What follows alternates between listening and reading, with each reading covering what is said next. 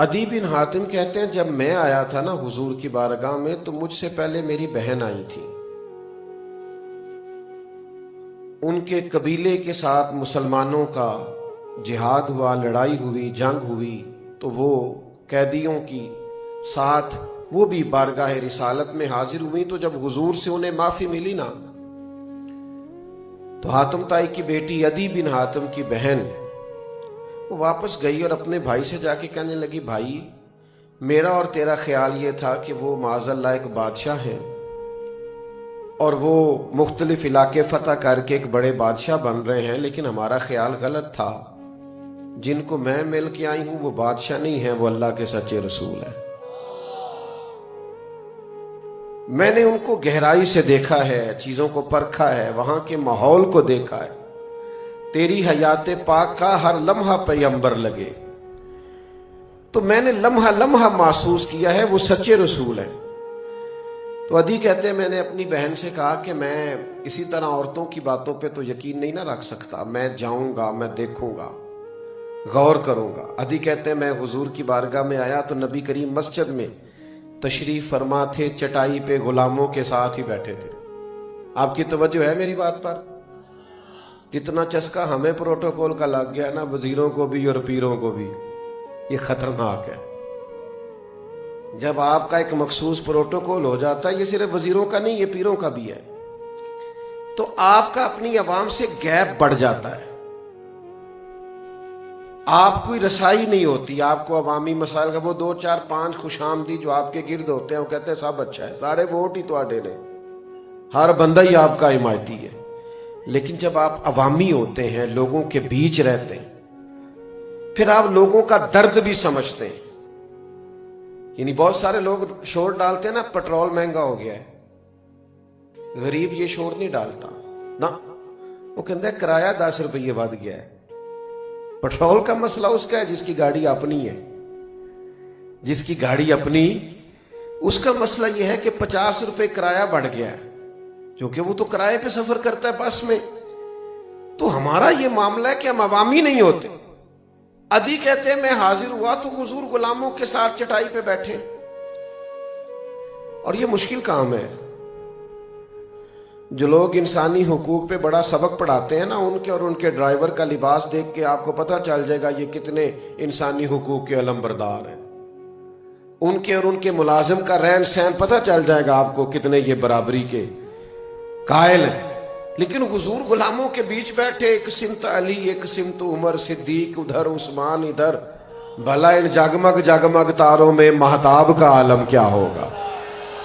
حضور غلاموں کے بیچ بیٹھے. عدی کہتے ہیں دور سے دیکھا تو میرے دل پہ چوٹ لگی. یہ بادشاہ ہوتے تو لشکر ہوتا، کوئی تخت ہوتا، کوئی ہٹو بٹو کی داستانیں ہوتی. یہ جو غلاموں کے بیچ بیٹھے ہیں نا، یہ سچے رسول ہیں. لیکن فرماتے ہیں پھر دوسرے ہی لمحے میرے دل میں خیال آیا مسجد تو کچی ہے، یہ جگہ تو سادہ ہو سکتا ہے، گھر بڑا پکا ہو. یہ بھی کئی دفعہ مسئلہ ہوتا ہے نا کہ پیر صاحب کے والد صاحب کے دربار کے بالے کھڑے رہتے ہیں پر کوٹھی ان کی تیار ہو جاتی ہے. یہ بھی کئی دفعہ مسئلہ ہوتا ہے. دربار شریف زیر تعمیر ہے، پٹی لگی ہوئی ہے، اور گھر کمپلیٹ ہو گیا کئی دفعہ الا ماشاءاللہ. کہا نا اقبال نے ہم کو تو میسر نہیں مٹی کا دیا بھی، اور گھر پیر کا بجلی کے چراغوں سے ہے روشن. تو عدی کہتے ہیں کہ میرے دل میں خیال آیا کہ شاید گھر بہت بڑا ہو، تو چونکہ میرے دل میں ہی خیال آیا تھا تو خیال آیا کہ مسلمان نیک و بد پہچان جاتے ہیں اور محمد آدمی کے دل کی باتیں جان جاتے ہیں. تو حضور علیہ السلام نے فرمایا چلو آپ کو گھر لے چلتے. کہتے ہیں میں عام امام کے گھر نہیں جا رہا تھا، نبیوں کے امام کے گھر جا رہا تھا، رسولوں کے امام کے گھر. او دوستو سنو، سادگی کا درس دینا آسان ہے اور سادگی اختیار کرنا مشکل ہے. کہتے ہیں میں امام الانبیاء کے گھر گیا. ایک مشکیزہ، ایک چارپائی، ایک چٹائی بچھی ہوئی. کہتے ہاتھ بڑھائیں تو گویا ہاتھ چھت تک پہنچ جائیں. محبوب نے سادی سی چٹائی پہ مجھے بٹھایا، کھجوریں لے کے آئے اور دودھ لے کے آئے. فرماتے ہیں وہ میری طرف کھجوریں نہیں بڑھ رہی تھی، ایمان بڑھ رہا تھا. میں نے کہا جن کا گھر اس طرح کا ہو وہ اللہ کے سچے رسول ہیں. عدی کہتے ہیں میں سمجھ گیا، پہنچا حضور تک تھا، سمجھ مجھے رب کریم کی بارگاہ تک لے گئی. نبی کریم تک جو پہنچ جائے وہ اللہ تک پہنچ جاتا ہے. عدی کہتے ہیں میں مسلمان ہو گیا. میرے دوستو یاد رکھنا، نبی پاک علیہ السلام کی بارگاہ ایسی بارگاہ ہے کہ جو کریم تک پہنچے با مصطفیٰ بے رساں خیچرا کے دی ہماؤس، جو حضور کے قدموں تک پہنچ گیا کل دین تک پہنچ گیا. نبی پاک کے اخلاق آپ کو دین تک لے جائیں گے، حضور کا کردار آپ کو دین تک لے جائے گا. آپ سیکھنا چاہتے ہیں، آپ سمجھنا چاہتے ہیں، آپ بدلنا چاہتے ہیں، آپ اپنی زندگی کے اندر مثبت تبدیلیاں چاہتے ہیں، بالکل ادھر ادھر نہ ہونا. کسی موٹیویشنل اسپیکر سے اور کسی وائز سے اور کسی خطیب سے محض اگر وہ ذاتی بات کر رہا ہو تو اس سے آپ ڈائریکٹ نہ چیزوں کو لینا. آپ نے اگر سخاوت سیکھنی ہے تو پھر بھی مدینے والے محبوب سے سیکھو. آپ نے رشتے نبھانا سیکھنا ہے تو رسول رحمت سے سیکھو. آپ کو اپنی زندگی کو مشن والی زندگی اگر بنانا ہے، یعنی با مقصد زندگی، یہ اس میں بندہ بور نہیں ہوتا. با مقصد زندگی میں انسان ذہنی تناؤ کا شکار نہیں ہوتا. با مقصد زندگی گزارتے ہیں نا کچھ لوگوں کو کوئی مقصد ہی نہیں نہ ہوتا، با فوٹو شوٹو کھچانا، تعلق شالق بنانا، کچھ کارڈ دینا، کچھ کارڈ لے لینا، یہ مقصد ہوتا ہے. فلانا بھی مجھے جانتا ہے، فلانے کو میں بھی جانتا ہوں. یا دو چار لوگوں سے کہہ دینا کوئی حکم ہوا تو دسیا جی، تے جدوں حکم دا واری آئی کام ہی ختم ہو جاتا ہے. یاد رکھیں میرے عزیز، یہ بے مقصد بے معنی کام نہ کریں. آپ کسی کو دینی مقصد بنا لیں. آپ کسی کی فاتحہ اللہ کی رضا کے لیے پڑھیں، دیکھیں اجر کتنا ہوتا ہے.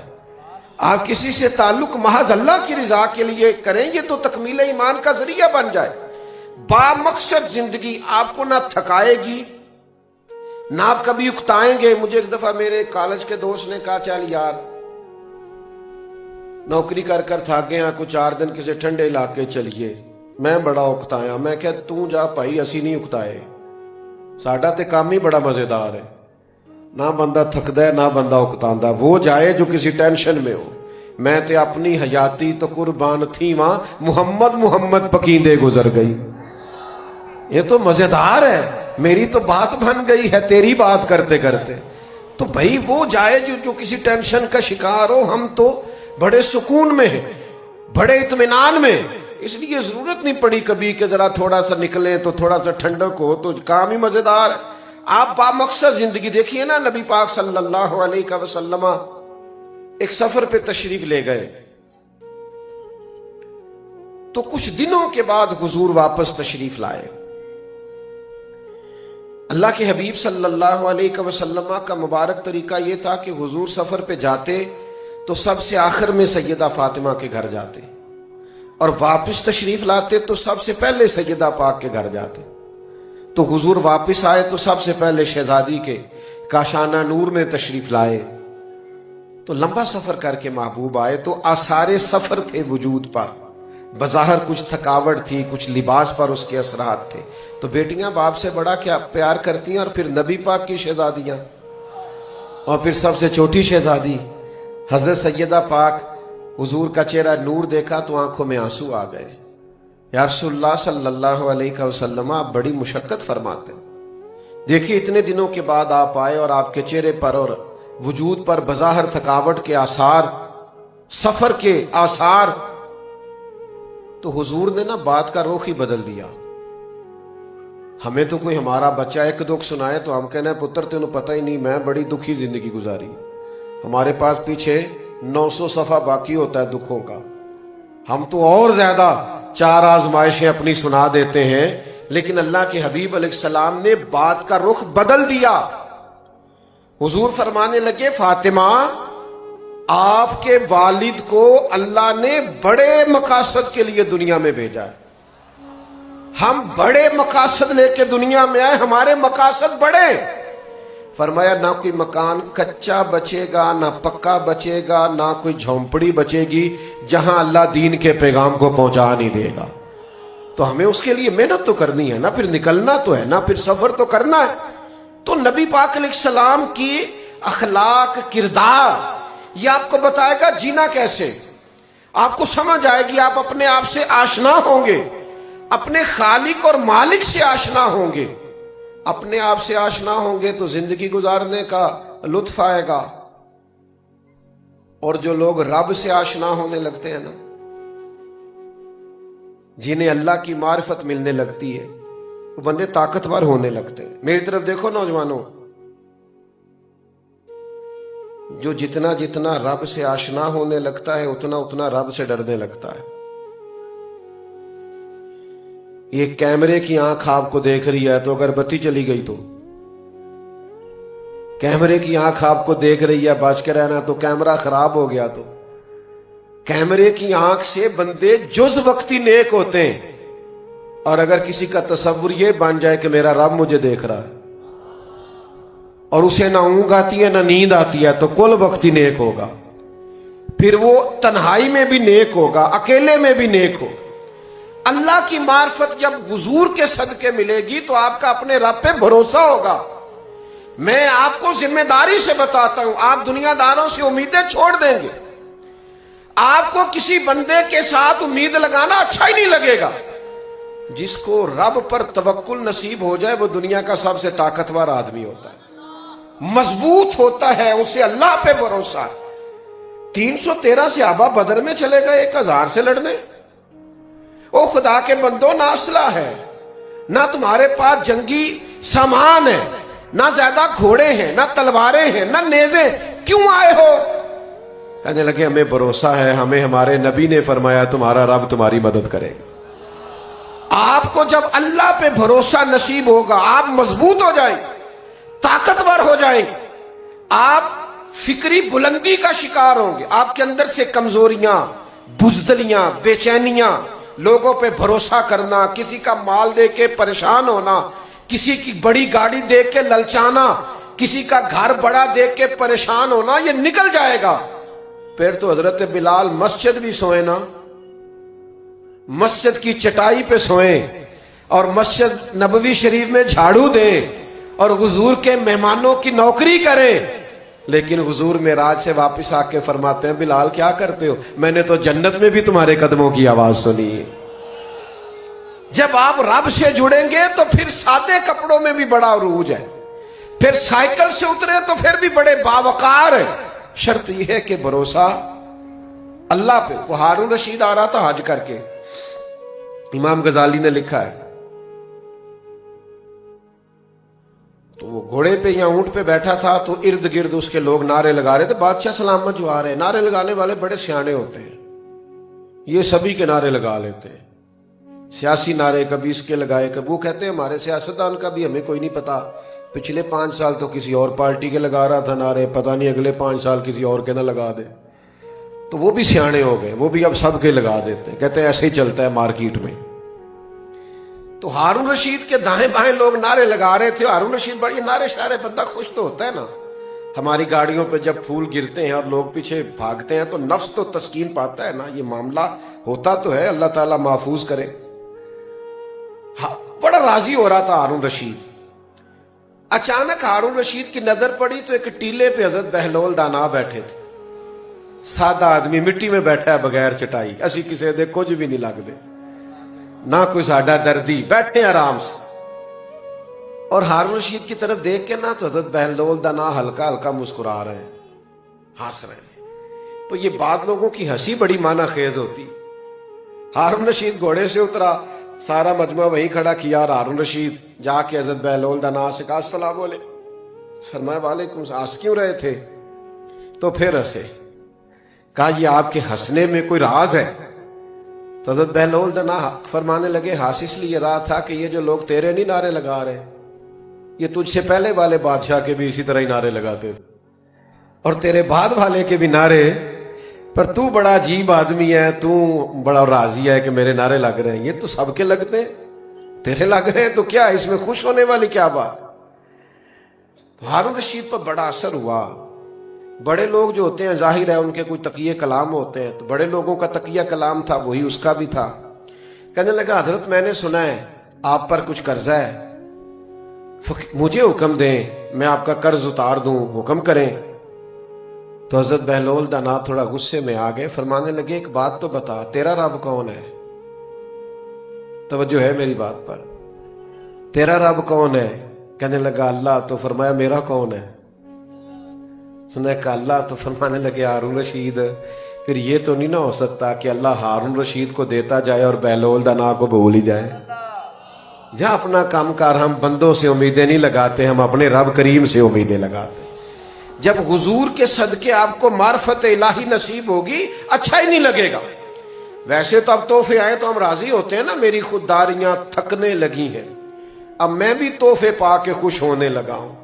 لیکن جب انسان خوددار ہو پھر کوئی تعاون کی بات کرے تو غصہ آتا ہے. وہ کہتا ہے جا اپنا کام کر, مجھے میرے رب نے بڑا نوازا, جتنا اللہ نے دیا میں راضی ہوں. یہ کب ہوتا ہے؟ جب آپ سرکار کے وسیلے سے معرفت الہی حاصل کرتے ہیں, حضور کے وسیلہ پاک سے. میری طبیعت بھی نہیں ہے لمبی چوڑی تقریر کرنے کی, اور آپ کی بزم بھی اثر سے شروع ہے.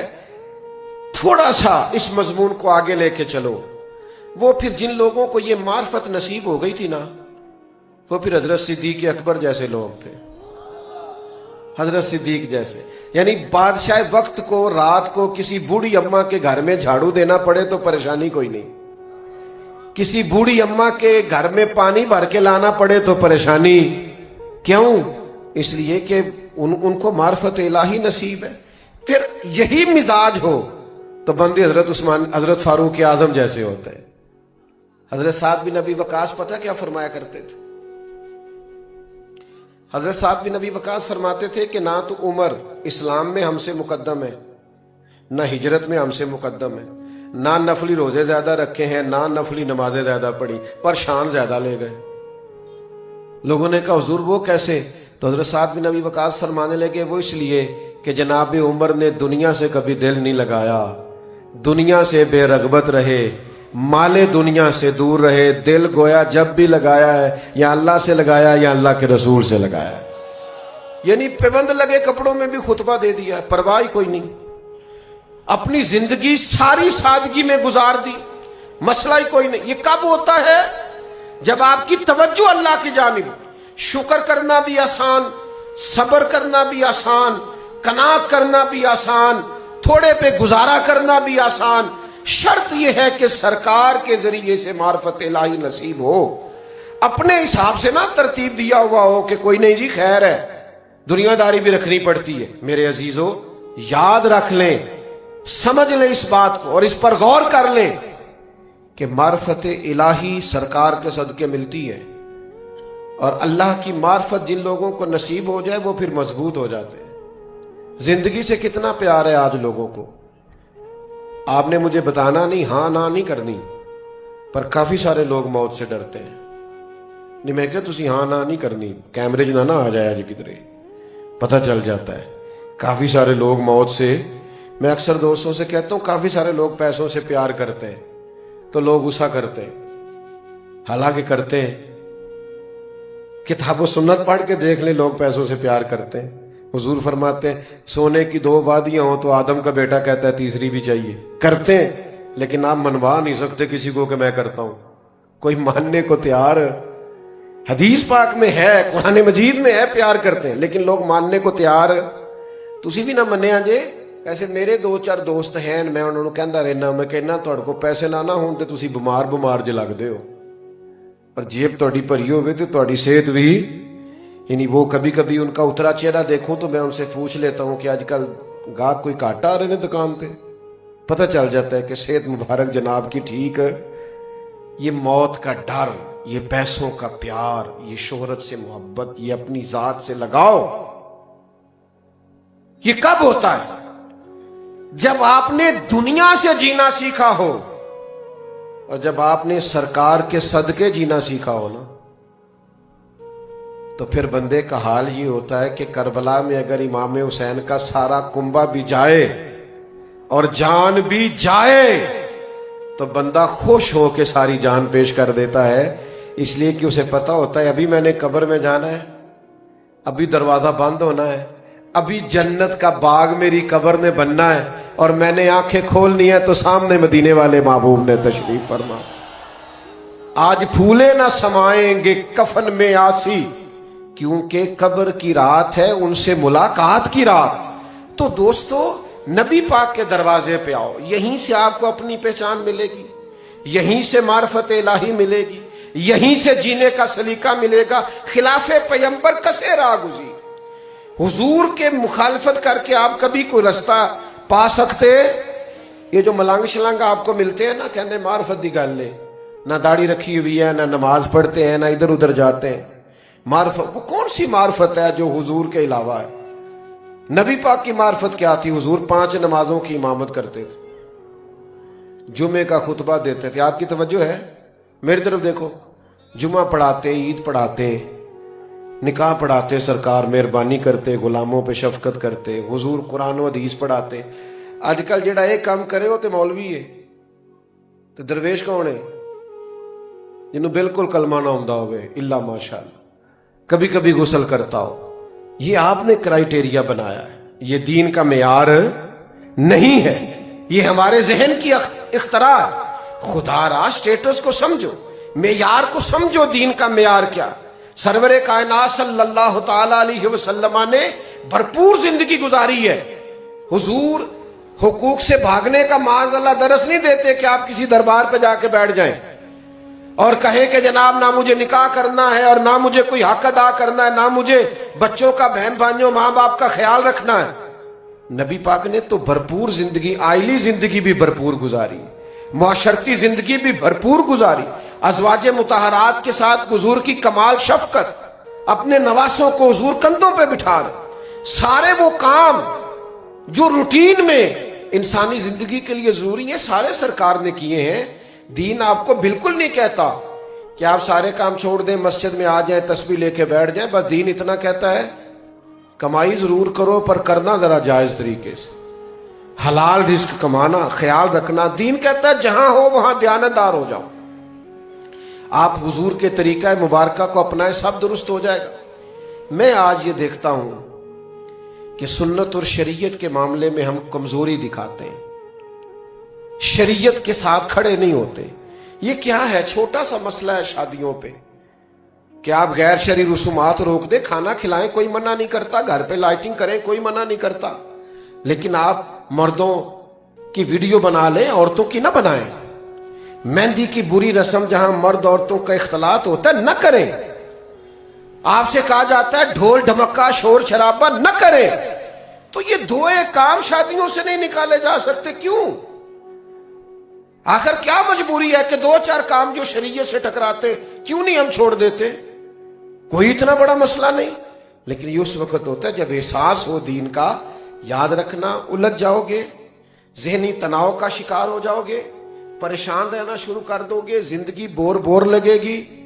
اس طرح وقت گزارو جو طریقہ مدینے والے محبوب نے دیا ہے، تاکہ جتنے دن زندگی کے ہیں بھرپور گزارے جا سکیں، شان سے گزارے جا سکیں۔ 2 باتیں سنیں اور میں اپنی بات کو ختم کروں۔ عقائد کی پختگی بڑی ضروری ہے۔ بڑے گہرے فتنے، لوگ دین کے نام پر بھی کچھ ایسی گفتگو کرنے لگے ہیں جو لوگوں کے ذہنوں میں شکوک پیدا کرتی ہے۔ یاد رکھنا، جس کی حضور سے نسبت ہے وہ شان والا ہے۔ ہر صحابی کا ادب کرنا، ہر صحابی کا، کسی کچے بندے کی کچی بات کے پیچھے نہ چلنا، اور نبی پاک کی نسل پاک کے ہر شخص کا احترام۔ اذان سنیں۔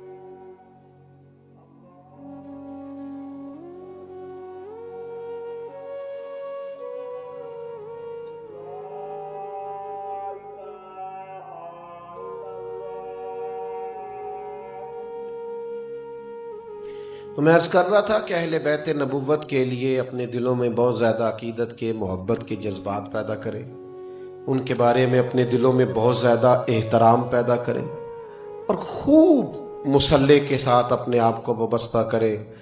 میں دیکھتا ہوں کہ دوست دیر تک رات کو موبائل استعمال کرتے ہیں اور بڑے سارے جوانوں کی فجر رہ جاتی۔ خدا کے بندو، یہ کتنی زیادتی ہے اپنے آپ کے ساتھ۔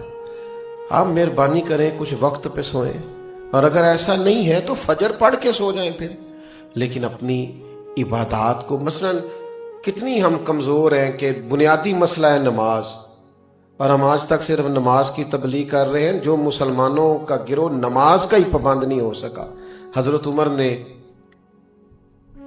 سپہ سالاروں سے کہا تھا کہ اگر کوئی فوجی نماز نہ پڑھے تو اسے صفوں میں، فوجیوں کی صفوں میں شامل نہ کرنا۔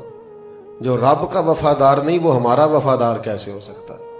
تو نماز پر جوان خصوصی توجہ دے۔ اتنا وقت ضائع کرتے ہیں، بڑے بڑے لمبے دن ہیں، کوشش کریں تلاوت بڑھا دیں، درود پاک کچھ بڑھا دیں، کچھ زیادہ وقت مصلی پہ بیٹھا کریں۔